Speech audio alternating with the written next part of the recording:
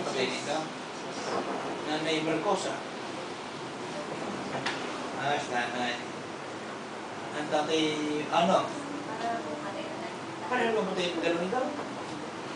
Ano? Si Ani? Lolo!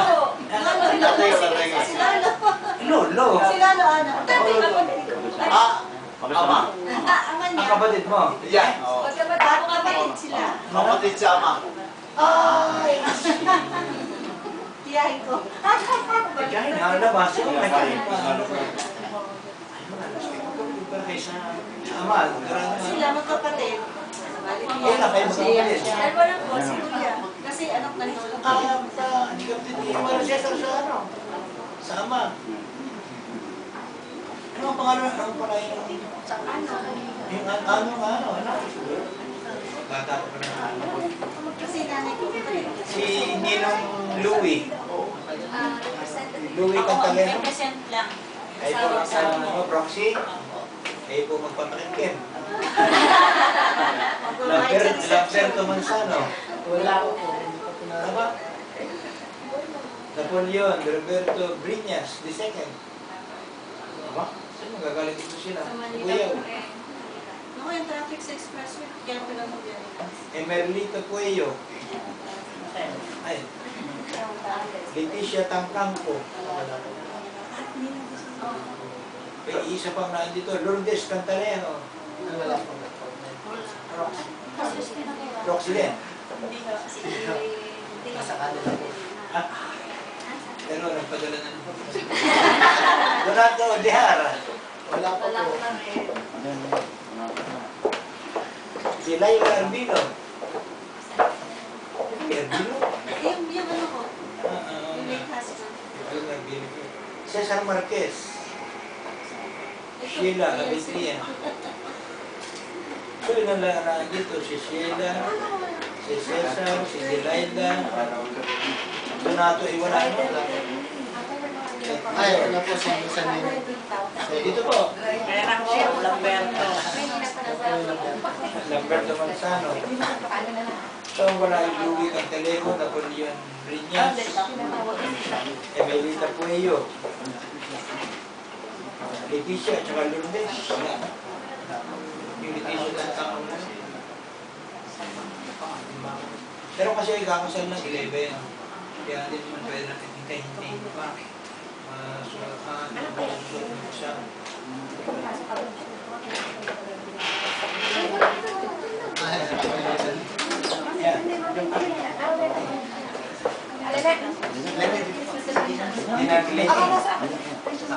Leticia Tangcampo.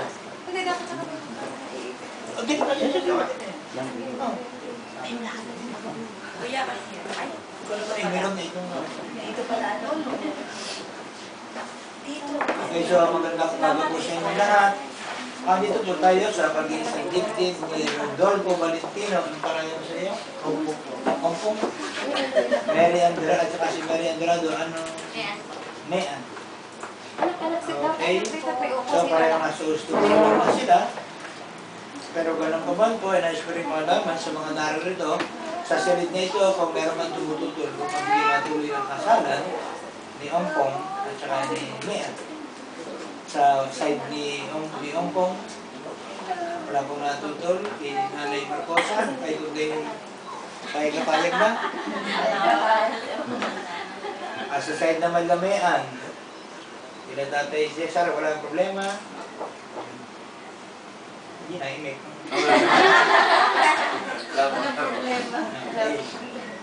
So, ang pagparito ba ninyo, si Ompong, tuwag ko na lang kay Ompong at Mean, no? Sariling kagustuhan ba ninyo? Wala bang nanakot sa inyong dalawa? Wala bang nagbanta? Hindi kayo pinilit? Ha? Para magpakasal sa isa't isa, hindi kayo pinilit ng internet? Ha? Okay? Yung maikling panahon na kayo nagkakausap through internet, no? Tapos, barely, September 14 lang kayo nakita. Palagay niyo, mahal na niyo isa't isa. Ha? Love at first sight. Love at first sight in personal, no? kasi puro siyempre kayo sa ano lang, nagtublan ang ano. Okay, so naikling panahon, ano? Pero palagay mo ba sa naikling panahon na yun, Hong Kong talaga minahal niya agad si Mayor. Hindi pa lubos ang kilala, hindi pa parang lubos ang kalamang ugali, no? Ang pagkatao. Oo. Parang talagang 100% ka ng solve sa ngayon, wala ka nang may kitintas pa, ano? Hindi pa lubos ang kilala ugali, di ba? Si Mayor ganun din. Anong nagustuhan na, bigla kang pumayag ka agad. September 14, di bali ano lang kayo, mag 2 weeks pa lang. Nagkikita. Talaga mo ba yung nasa kanya yung katangian talaga ng, alam mo, magiging mabuting husband at saka father ng mga baby. Sigurado ka. Actually, 2 weeks pa lang kayo eh. Anyway, siguro nga pag tumibok ang puso, sabi nga, no? Hindi magpipigilan. Niya, halimbawa, later on, pagkatapos ito, kayo bagay magkasama mag-aalis ulit, o una ka sa Dubai din. Ikaw, kamda ka niya, tuloy na naman kayo. Through internet na naman kayo mag-aalis. Kaya inyo magsama ka sa Canada o sa Dubai. Sa Canada po mag-iintay ko po. Ilan taon na pa, mga 10, bago mo sa Canada. Bali ka kasi magkasama ka rin kagad kayo pag kayo natapos ng kasal, huwag na patagalin, ano? Kasi tanda na kayo eh. Tapos tagal pa niyo bago magsama, 33 na kayo, no? Yung mga years na natin tinapagay, dapat kayo magkasama na talaga. So, paano yun? Halimbawa, after mga 10 years from now, sa kanya natapos ang hindi pala maganda ang ugali ng isa't isa, papanangayin yan, kaya ba ng divorce dito sa atin? No? Baka kayo magsisi pa. Magsisisi ka pa kaya? Ikaw, Menan? Naniniwala naman po ako sa magsasama lang po yun. Kasi meron nga matagal na magkakilala, mag-best friend pa. Nung bagong pakasal, tapos naghiwalay. So, alam ko po na mga pag-usawan po yun. Ikaw, Hong Kong, ganun din. No? Napakisipan na inyong pagkakilala. Ano kung after mga 15 years, dito na kayo, siguro kayo nasa kabuyaw na, sumawa kayo sa abroad, marami na kayong naipon. O otherwise, baka na kami na na naman kayo, lahat ng inyong anak ay mga Canadian citizen na, o di natin masabi, no? Nagbagong ugali ni Me. Mahalin mo pa rin ba yan? So, may naging pataray, ayaw na, gusto ibuwi na rito. Ano? So, ihanda ninyo inyong sarili. Kaya kung tinatanong ko siya, yung span of 2 weeks lamang na kayo makilala, yun lang halos matagal na mag-boyfriend, matagal na mag-sweetheart. Alam mo, kilala mo na ugali. Later on, nung magsama, ay sa kumulato ko siya, hindi pala kayo para sa isa't isa dahil lumabas yung tuloy ng ugali. Sana naman, doon sa inyong situation, hindi ganon.